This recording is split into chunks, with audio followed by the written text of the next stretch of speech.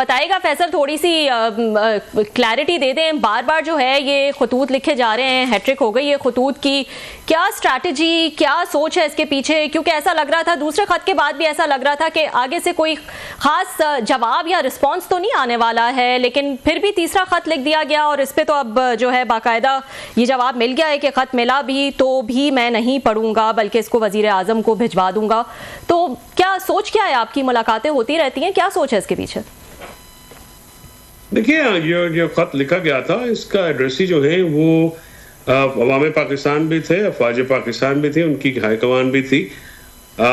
इमरान खान ने साबिक वज़ीर आज़म के तौर पे पाकिस्तान को दरपेश चैलेंजेस का अहाता किया और उन कोर कॉन्फ्लिक्ट का जिक्र किया उन खतूत में जिनको रिजॉल्व करना ज़रूरी है और जिनके बारे में जो 2.5 साल से पॉलिसी एस्टैब्लिशमेंट ने अपनाई है, जिसका फ़ायदा पाकिस्तान को नहीं हुआ है, नुकसान हुआ है और पाकिस्तान दिन ब दिन पीछे जा रहा है। यानी सियासी अदम इस्तेहकाम, मुआशी जमूद, बढ़ती हुई दहशत गर्दी, मीडिया के ऊपर पीका जैसा काला कानून, हमारी इकॉनमी के ऊपर जो एक डिज़ास्टर हुआ है, हमारे इदारे जो हैं वो क्यों फेल हो रहे हैं। पीटीआई को क्रश करने के लिए मुल्क में अदलिया का, मीडिया का और पूरे निज़ाम का जो है उसको ज़मीन बोझ कर दिया गया। जमहूरियत के तीनों जो सतून हैं, 4 में से 3 सतूनों को तहे कर दिया गया है, उसको बज़ोरे शमशीर या बज़ोरे बंदूक जो है वो ज़ेर कर लिया गया है। तो इन तमाम चीज़ों का अहाता किए बगैर जो है ये एक अटेंशन ड्राइंग लेटर था, ओपन लेटर था, जिसका जवाब आया है। उसका कोई तफसीली जवाब देना तो जाहिर है उनकी स्वाबदीद है। पहले जब पहला लेटर आया था उस दिन भी ये सवाल हुआ था कि जी क्या वो अगर जवाब देंगे या नहीं देंगे, तो इमरान खान ने कहा कि ये मेरा उनका जवाब देने या ना देने से ताल्लुक नहीं है। मैं बतौर वज़ीर आज़म, साबिक वज़ीर आज़म, मैं उन चैलेंजेस को आवाम के सामने रखना चाह रहा हूँ, इदारों के सामने रखना चाह रहा हूँ, इदारे के सरबराहान के सामने रखना चाह रहा हूँ, जो पाकिस्तान जिनकी वजह से प्रॉब्लम है और पाकिस्तान को इन मुश्किलात से निकालने के लिए उस चीज़ की ज़रूरत है जिसकी तरफ इमरान खान साहब ने उन कोर कॉन्फ्लिक्ट्स का जिक्र किया है। और ये बिल्कुल एक एस्टैब्लिश्ड फैक्ट है और बात है कि जब तक इन चीज़ों को एड्रेस नहीं किया जाएगा, इन पे पॉलिसियों की नज़रसानी नहीं की जाएगी, पाकिस्तान इन मुश्किलात से बाहर नहीं निकल सकता। आम आदमी की ज़िंदगी दूभर हो चुकी है, टेररिज्म बढ़ा है केपी और ख़ासकर बलूचिस्तान में, और इन खत के मंदरजात को मुत्तहिदा अपोजिशन ने भी जो है वो सेकंड किया है और उन्होंने इसका हल नए एक फ्रेश इलेक्शन में दिया है, एक आज़ादाना और इंडिपेंडेंट इलेक्शन कमीशन के नीचे। इस खत का मकसद उन कॉन्फ्लिक्ट्स को लोगों के सामने रखना था, बजाय इसके कि खत के जवाब देना या लेना, क्योंकि ओपन लेटर है वो तो सबकी तरफ पहुंच चुका है। ठीक है, आपने कहा लेटर जो है वो पाकिस्तान की आवाम के लिए था, समझ आती है। आपने कहा फ़ौज पाकिस्तान के लिए था। फिर एक लेटर जो है वो चीफ जस्टिस को लिखा जाता है, ठीक है, समझ आता है। लेकिन एक डोजियर जो है वो IMF के वफ्द को भी जमा कराया जाता है, उसमें वो ख़त भी अटैच किया जाता है, पटन की रिपोर्ट भी अटैच की जाती है, उसमें दूसरी चीज़ें भी अटैच की जाती हैं और वो IMF के वफ्द को दिया जाता है। पहले भी एक दफ़ा PTI ने इस तरह की कोशिश की थी जिसकी वजह से IMF का प्रोग्राम ना डीरेल हुआ था बल्कि जो मिलना था वो भी मिल गया था। एक बैड प्रेस जो है वो चला जाता है PTI की तरफ। आपने फिर तरसीलात का भी एक स्टेप लिया था, लेकिन हमने देखा कि 2 महीने से रिकॉर्ड तरसीलात आ रही हैं। तो ये किस किस्म की हिकमत अमली है? इसके पीछे क्या स्ट्रैटेजी और सोच है कि IMF को भी इसमें जो है वो घसीटा जाए और इन्वॉल्व किया जाए? सबसे पहले तो IMF का ये जो डेलीगेशन, जो मिशन यहाँ पे आया हुआ है, उसमें उनका TOR है रूल ऑफ लॉ, और ये हुकूमत की अप्रूवल से आया है। जो वफाकी हुकूमत ने उस डेलीगेशन को आने की इजाज़त दी, फ्लोर ऑफ द असेंबली पे वज़रा ने इसको तस्लीम किया कि उनकी मजबूरियाँ हैं, और पहली दफ़ा चीफ जस्टिस ऑफ पाकिस्तान से IMF का, जो कि एक फॉरेन लोन जो लोनर हैं पाकिस्तान को, जो लोन देते हैं, उनका मुलाकात हुई है और ये वफाकी हुकूमत की टेस्ट अप्रूवल से हुई है। सो जहां तक तो बात यह है कि उनको इन्वॉल्वमेंट करने की, तो उसकी तो हुकूमत तो फैसल आपकी आवाज मदार है। हुकूमत ह्यूमन राइट वायलेशंस को हमने ह्यूमन राइट वायलेशन का मुकदमा उनके सामने रखा है। रबिया, ह्यूमन राइट वायलेशन जो है किसी एक मुल्क या एक इलाके या खित्ते का मसला नहीं होती। It is a universal issue, specifically जब आपके मुल्क के इदारे जो हैं उस जो ये हमारा इसको रिजॉल्व नहीं कर सके इस प्रॉब्लम को, और अदालतें भी फेल हो गई और कोई ऐसा कॉन्फ्लिक्ट रेजोल्यूशन मुल्क के अंदर नहीं रह गया, तो हम इस चीज को ना सिर्फ IMF के सामने डोजियर हमने रखा है, बल्कि हम दूसरे जो ह्यूमन राइट्स फोरम्स हैं उनके सामने भी ये डोजेस रखेंगे और ह्यूमन राइट वायलेशंस का इशू जो है इंटरनेशनल फोरम्स के ऊपर उठाएंगे, जहां का पाकिस्तान जो है बैनुल अक़वामी मुआहदों का हिस्सा है, सिग्नेटरी है, और बतौर रियासत उनकी जिम्मेदारी है कि अपने शहरियों को आइन, कानून और इंटरनेशनल फेयर ट्रायल स्टैंडर्ड्स के मुताबिक ट्रीट करे।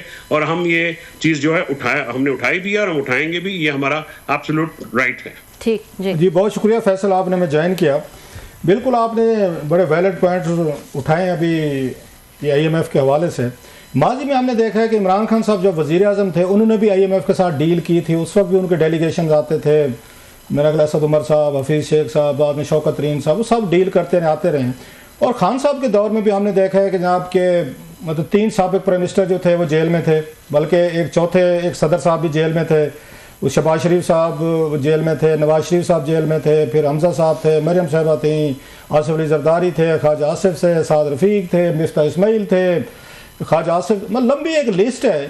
तो उस वक्त भी वो यही इल्ज़ाम लगाते थे कि हमें यहाँ पे पॉलिटिकल विक्टिमाइजेशन का शिकार किया जा रहा है, हमारे ह्यूमन राइट्स अब्यूजेज हो रही हैं, अदालतों को मैनेज किया जा रहा है, नया इनका टूल बना हुआ है, ब्ला ब्ला ब्ला।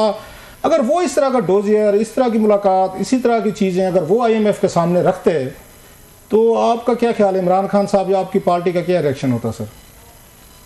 उसमें फ़र्क है ना रऊफ साहब, क्योंकि ये जो जिन साहबान का आपने नाम लिया है इन सब के खिलाफ केसेस जो हैं PTI दौरे हुकूमत में नहीं बने। जरदारी साहब के खिलाफ केसेस जो नवाज शरीफ ने दर्ज कराए, जरदारी के खिलाफ नवाज शरीफ ने कराए, शाहिद खान अब्बासी वज़ीर आज़म थे जब नवाज शरीफ को पनामा में सजा हुई, और उनके खिलाफ जो केस 2016 के बाद बनने शुरू हुए, आप इनकी डेट चेक कर लें। तो हमारे दौर में सिर्फ एक केस बना है मकसूद चपड़ासी वाला, वो जिसको अभी बंद कर दिया, 1600 अरब रुपए की मनी लॉन्ड्रिंग शहबाज शरीफ और उनके बेटों के खिलाफ जो डॉक्यूमेंट्री एविडेंस के साथ ओपन एंड शट केस था, वो एक केस जो है वो हमारे दौर में हुआ। इसके अलावा जो तमाम केसेस थे वो के हमारे आने से पहले थे। ये सारे एक दो केसेस और भी पहले बने, जबकि फैसल में 2 केसेस और भी हैं कंट्रोल किया। नैब को तो बाजवा एस्टैब्लिशमेंट कंट्रोल कर रही थी, और उससे पहले जो एस्टैब्लिशमेंट थी नैब, आपको पता है ना, हमारे दौर में हमारे अंडर था। अभी भी हुकूमत अगर ये कहे कि ये चला रहे हैं तो ये रिस्पॉन्सिबल अलकादर में या दूसरे जो केसेस में सजा दी है, आपको भी और मुझे भी पता, मुझे कहने की जरूरत नहीं है कि ये सजाएं जो हैं कंकॉक्टेड केसेस कहाँ से बने, किस तरह से ट्रायल हुआ और किस तरह से सजा हुई। अच्छा सर जी, आपने कहा केसेस पहले के बने, मैं वो बात आपकी ठीक है, पनामा के केसेस जो थे वो बने हुए थे, नैब इन्हीं के दौर में ऑपरेट भी कर रहा था, फिर मान लिया जी बड़ा वो इंडिपेंडेंट नैब था और वहाँ पे कोई हैंकी पैंकी नहीं थी। लेकिन 2 केसेस और भी थे मेरा ख्याल है, जो ख्वाजा आसिफ साहब पे केस जो बनाया गया था आर्टिकल 6 का बगावत का, वो कैबिनेट की बाकायदा अप्रूवल आई थी, समरीज आई थी और खान साहब ने अप्रूवल दी थी। उसके बाद ख्वाजा आसिफ साहब गिरफ्तार हुए थे, नंबर 1।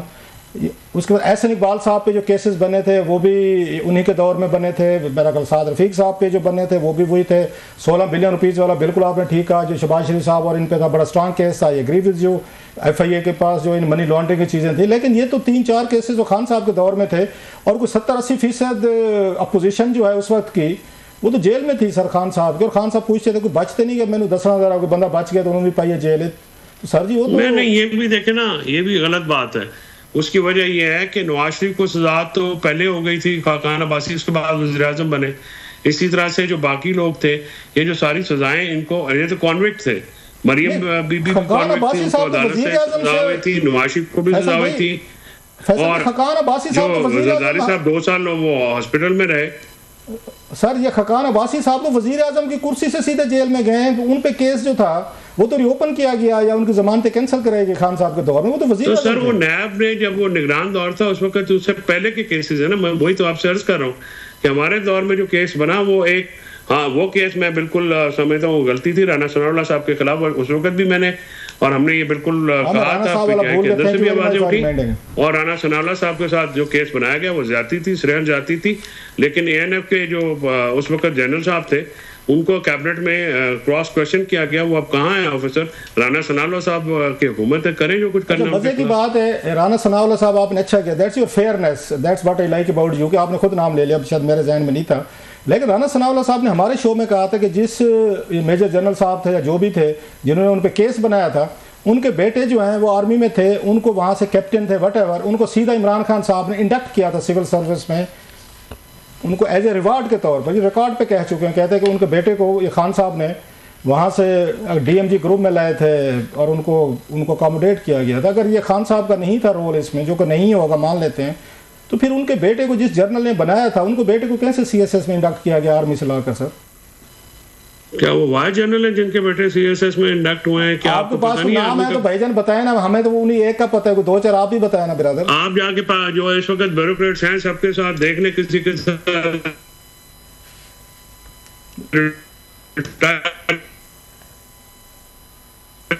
फैसल आपकी आवाज कट रही है। मेरा ख्याल थोड़ा सा ब्राउजिंग में उनका, क्योंकि वो स्काइप पे। अब दोबारा सर जी जरा थोड़ा सा वो टिप आ जाएगा। आई एम सॉरी आवाज कट गई थी, दोबारा मैंने कहा कि ये इसमें वज़ीर-ए-आज़म पाकिस्तान का कोई लेना देना नहीं होता। CS के इंडक्शन जो होती है वो CSS के थ्रू एग्जाम होते हैं, वहाँ पे होती है, और उसमें किसी भी वज़ीर-ए-आज़म का या एग्जीक्यूटिव अथॉरिटी का कोई लेना देना नहीं होता। ये कानूनी तौर पे गलत बात है। अच्छा सर जी थोड़ा सा आगे चलते हैं।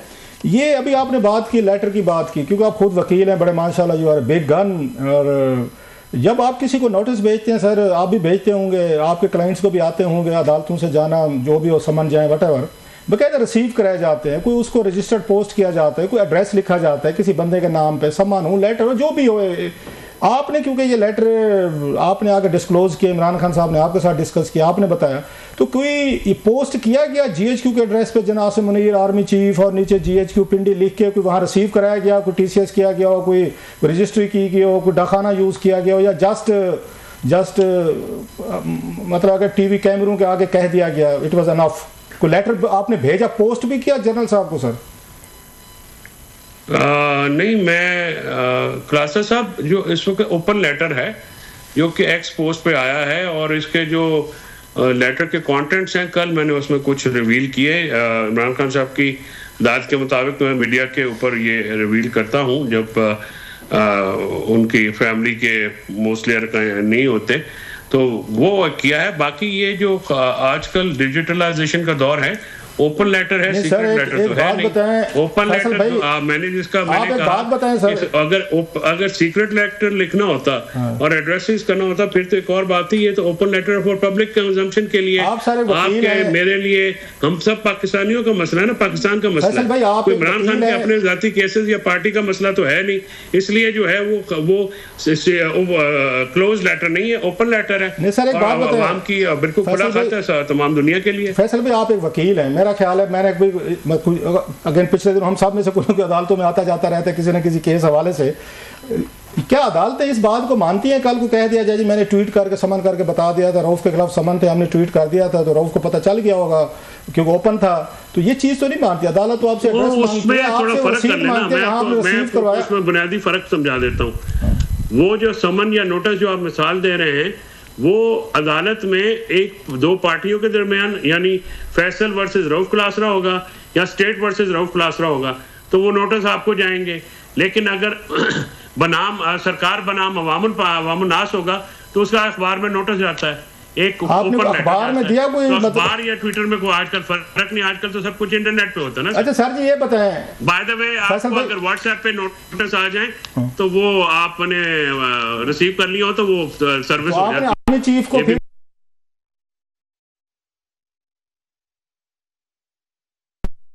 वो कहें कि मैं तो ट्विटर यूज नहीं करता। काम है क्लासरा साहब, which are above my pay scale, वो आप भी समझते हैं, आपके और मेरे। कोई और सवाल कर लो। अच्छा ये बताएं सर, अगली बात सर, अगले जाते हैं। आप जब ये कहते हैं हमने ओपन लेटर लिखा, तो ये थोड़ी सी, no offenses please, just my question, तो ये थोड़ी सी नॉन सीरियस नहीं हो जाता बंदा कि आप एक लेटर लिख रहे हैं, बड़ा सीरियस मामला है, एक साबिक प्राइम मिनिस्टर ऑफ पाकिस्तान लिख रहे हैं, आप इतने बड़े माशाल्लाह उनके तर्जमान और एक वकील हैं, तो आप उनको लेटर लिखने के बाद कहते हैं हमने उनको लेटर लिखा है और उनको रिसीव हो जाए वट एवर बाद में आप बता दें, ये थोड़ी सी नॉन सीरियस अप्रोच नहीं हो जाती कि आप एक लेटर है ट्विटर पे डाल दें और उन्हें कहें जनाब के फलां बंदे का नाम हमने लिखा है, वो खुद भी समझ लें हमने उनको लिखा है।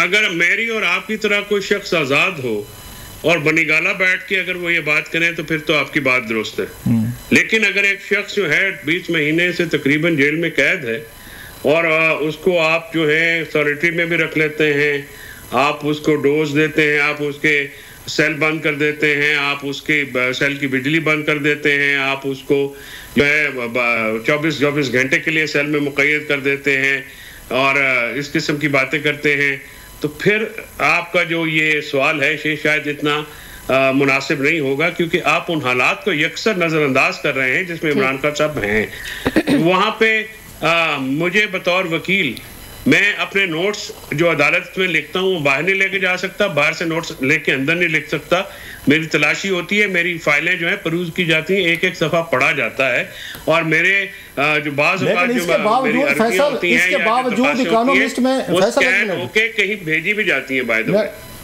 अब फैसल भाई इसके बावजूद इकोनॉमिस्ट में भी खान साहब का आर्टिकल उनके नाम से छप जाता है, फिर टेलीग्राफ में भी छप जाता है, दुनिया के 2-4 अल जजीरा में भी छप जाता है, फिर ट्विटर पे भी उनका सारे का सारा इतनी बड़ी पोस्ट आ जाती है।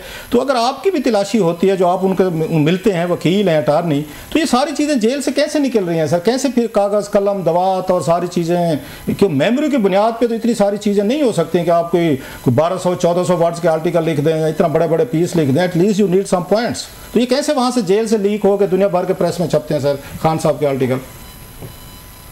मैं पता करके बताऊंगा, मुझे अभी पता नहीं, क्योंकि जेल का इंतजाम मेरे ज़ेरे इंतजाम नहीं है। अच्छा, आखिरी इतलात के मुताबिक वो पंजाब हुकूमत के नीचे थे। Okay, right sir. अच्छा सर, ये बताएं, आप जब लेटर लिखते हैं आर्मी चीफ को, आप उनसे आर्बिट्रेशन चाहते हैं कि हमारी कुछ सालसी करें, क्योंकि आपने कहा कन्फ्लिक्ट रेजोल्यूशन की बात की, इदारे नहीं है, बिल्कुल फेयर इनफ।